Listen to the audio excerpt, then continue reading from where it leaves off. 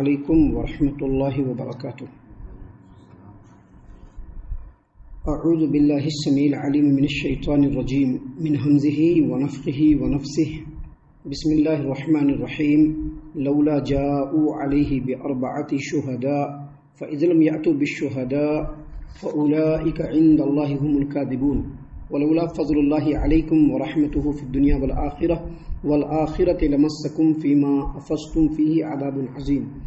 اذ تلقونہ بألسنتکم وتقولون بأفواہکم ما لیس فی قلوبکم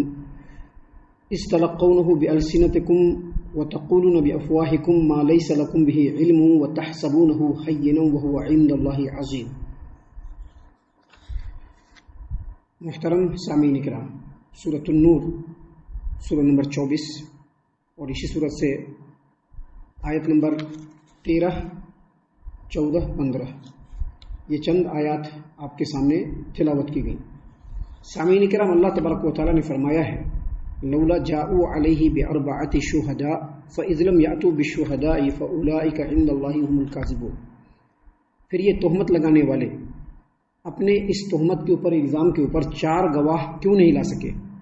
پھر جب یہ گواہ نہیں لا سکے تو اللہ تبارک و تعالیٰ کے ہاں یہی جھوٹے ہیں۔ معزز سامعین کرام، جو واقعہ افک ہوا جس کے بارے میں تفصیل سے گفتگو اس سے پہلے کے 2 دروس میں ہم نے آپ کے سامنے پیش کیے ہیں، اس واقعے کا قانونی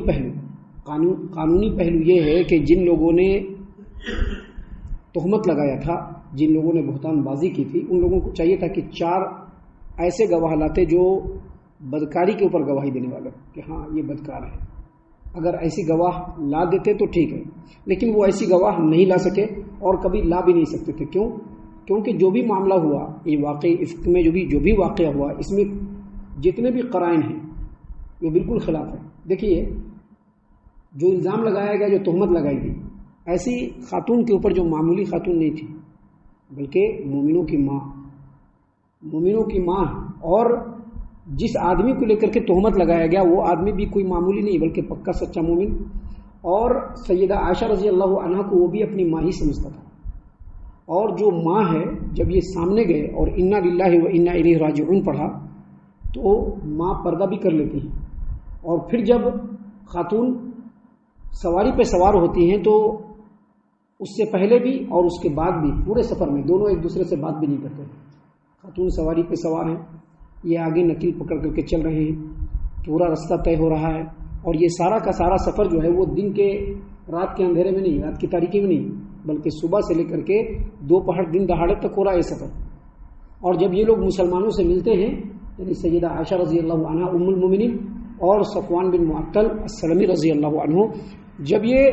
ملتے ہیں قافلے سے تو اس وقت بالکل دوپہر رہتا ہے۔ اب ایسی حالت میں تہمت لگانے والے اگر کوئی ہیں تو ان کے اندر صرف 2 ہی وجہ ہو سکتی ہے۔ پہلی وجہ یہ کہ ایسے حالات میں دیکھ کر کے کسی انسان کے اندر خود سے باطن ہو، اندر خود برائی چھپی ہوئی ہو، وہ خود یہ سوچتا ہو کہ اگر اس کو ایسا موقع ملے گا تو وہ ایسا کر لے گا، لہذا اپنی طرح سے دوسروں کو بھی سوچ رہا ہے، لہذا اس نے تہمت لگایا سیدہ عائشہ رضی اللہ عنہا پر۔ یہ پہلی وجہ۔ اور دوسری وجہ کسی انسان کے اندر یہ ہو سکتی ہے کہ اس کے اندر بے انتہا بغض ہو، اور اس نے دیکھا ہو کہ اس طرح کی حالات پیدا ہوئی ہے تو بغیر کسی گواہ کے، بغیر سوچے سمجھے اس نے جو ہے اپنی دشمنی کی بھڑاس نکال لی۔ اور اللہ تبارک و تعالیٰ نے یہاں پر فرمایا ہے کہ منافقوں کے اندر یہ دونوں صفت پائی جاتی ہے، اسی لیے اللہ نے فرمایا کہ لولا جاءوا علیہ بأربعۃ شہداء، یہ تہمت لگانے والے اپنی تہمت اور بہتان کے اوپر 4 گواہ کیوں نہ لا سکے؟ اور اگر 4 گواہ نہیں لا سکے، فإذ لم یأتوا بالشہداء، اگر یہ لوگ 4 گواہ نہیں لا سکے تو اللہ کی نظر میں یہی لوگ جھوٹے ہیں۔ مومنوں کی ماں پہلے بھی پاک، ابھی بھی پاک، اور اللہ تبارک و تعالیٰ کی نظر میں ہمیشہ وہ پاک رہیں گے۔ سامعین کرام، اللہ تبارک و تعالیٰ نے مزید آگے فرمایا وَلَوْلَا فَضْلُ اللَّهِ عَلَيْكُمْ وَرَحْمَتُهُ فِي الدُّنْيَا وَالْآخِرَةِ لَمَسَّكُمْ فِيمَا أَفَضْتُمْ فِيهِ عَذَابٌ عَظِيمٌ۔ اگر تمہارے اوپر دنیا اور آخرت میں اللہ کا فضل اور اس کی رحمت نہ ہوتی تو جن باتوں میں تم پڑ گئے تھے اس کے بدلے میں تمہیں بہت بڑا عذاب آ لیتا تھا، پکڑ لیتا تھا، دبوچ لیتا تھا۔ یہ بات کس کے لیے کہی جا رہی ہے؟ یہ بات ان مومنوں کے لیے کہی جا رہی ہے جو مومنین یا جو مسلمان منافقوں کے اس پروپیگنڈے سے متاثر ہو کر ان لوگوں نے بھی وہی کام کیا۔ یعنی جو منافقین نے کیا سیدہ عائشہ رضی اللہ عنہا کے اوپر جو تہمت لگایا، صفوان بن معطل سلمی رضی اللہ عنہ کے اوپر جو تہمت لگایا، منافقین نے جو اس کے بارے میں پروپیگنڈا کیا، گلی گلی میں اس بات کو اٹھایا، تو اس پروپیگنڈے سے جو مسلمان متاثر ہوئے تھے، حسان بن ثابت رضی اللہ عنہ، مصطح بن اساسہ رضی اللہ عنہ، حمنہ بنت جہش رضی اللہ عنہ، یہ سب کے سب مومنین تھے۔ اللہ نے فرمایا کہ اگر ان مومنین کے اوپر دنیا اور آخرت میں اللہ کا فضل اور اس کی رحمت نہ ہوتی، یعنی کرنے کے لیے تو کر دیا کام، لیکن پھر بعد میں سمجھ میں آئی 80 کوڑا بھی کھائے اور اللہ تبارک و تعالیٰ کے حضور بیٹھ کر کے ان لوگوں نے توبہ بھی کیا، تو اللہ نے کہا کہ اللہ کا فضل اور رحمت تھی کہ اللہ نے تم لوگوں کو معاف کر دیا، تمہارے گناہوں کو دنیا میں بھی معاف کر دیا اور آخرت میں بھی تم سے اللہ تبارک و تعالیٰ راضی ہے۔ اس لیے آج بھی مصطح بن اساسہ رضی اللہ عنہ کا نام آتا ہے تو ہم رضی اللہ عنہ پڑھتے ہیں۔ کیوں پڑھتے ہیں؟ کیونکہ اللہ ان کو معاف کر چکا ہے۔ حسان بن ثابت رضی اللہ عنہ آج بھی نام آتا ہے تو ہم لوگ رضی اللہ عنہ پڑھتے ہیں۔ حمنہ بنت جہش رضی اللہ عنہ، اگرچہ انہوں نے سیدہ عائشہ رضی اللہ عنہ کے اوپر اس طرح کی بات کی، لیکن ان کو 80 کوڑے مارے بھی گئے، انہوں نے اللہ تبارک و تعالیٰ کے حضور میں توبہ بھی کیا۔ حافظ ابن کثیر رحمۃ اللہ علیہ کہتے ہیں کہ اس سے مراد یہ وہ لوگ ہیں۔ اللہ نے فرمایا کہ اگر تم پر دنیا اور آخرت میں اللہ کا فضل اور اس کی رحمت نہ ہوتی تو تم جن باتوں میں پڑ گئے تھے اس کی پاداش میں تمہیں بہت بڑا عذاب آ لیتا ہے، بہت بڑا عذاب آدھا پہنچتا ہے۔ یعنی اللہ نے ان تینوں کو معاف فرما دیا۔ اس سے مراد منافقین نہیں ہو سکتے، حالانکہ بعض اہل علم نے اس آیت کریمہ کی تفسیر یہ بھی کی ہے کہ جس طرح کی بات منافقین نے کی تھی اور جس طرح سے پروپیگنڈا انہوں نے سیدہ عائشہ رضی اللہ عنہ کے بارے میں کیا تھا، اگر عام مسلمان عام طور پر اور نبی کریم صلی اللہ علیہ وسلم خاص طور پر صبر اور تحمل سے کام نہیں لیتے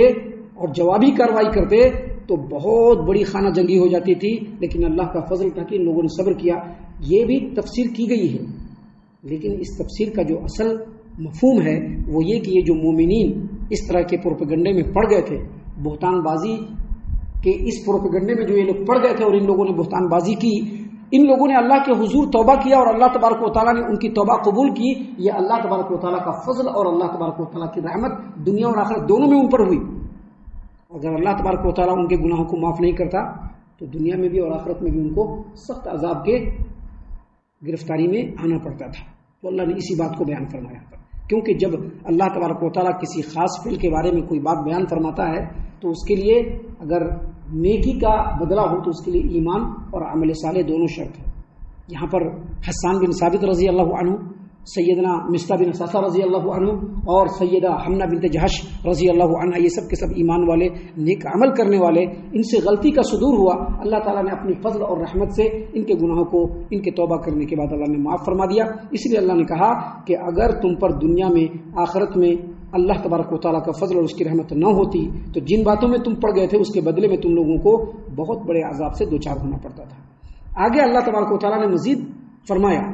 اور اس میں بھی ہم لوگوں کے لیے اور تمام لوگوں کے لیے بڑی نصیحت ہے۔ اللہ نے فرمایا استلقونه بألسنتكم وتقولون بأفواهكم ما ليس لكم به علم وتحسبونه هينا وهو عند الله عظيم۔ جب تم اپنی زبانوں سے اس واقعے کا ذکر کرتے تھے، جب تم اپنی زبانوں سے اس واقعے کا ذکر کرتے تھے، جب بھی ذکر کرتے تھے، اور جب تم اپنے منہوں سے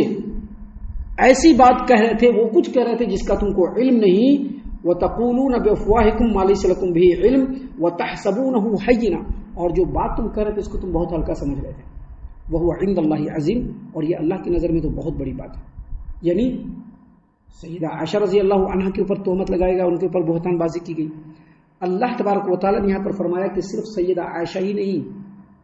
اگر عام آدمی کے اوپر بھی، عام مسلمان کے اوپر بھی اگر کوئی بہتان اور الزام لگاتا ہے، تہمت لگاتا ہے، تو اللہ کی نظر میں یہ بہت بڑی بات ہے۔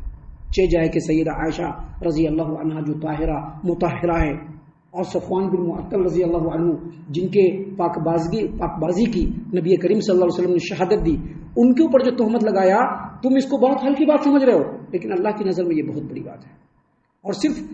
سیدہ عائشہ ہی نہیں بلکہ کسی بھی آدمی کے اوپر اگر کوئی تہمت لگاتا ہے اور اس کے بارے میں وہ کنفرم نہیں ہے اور تہمت لگاتا ہے، اس کے پاس گواہ نہیں ہے یا اس چیز کو وہ جانتا نہیں ہے اور پھر بھی تہمت لگا دے رہا ہے، اللہ نے فرمایا کہ تحسبونہ حینا، تم اس کو بہت ہلکی بات سمجھتے ہو۔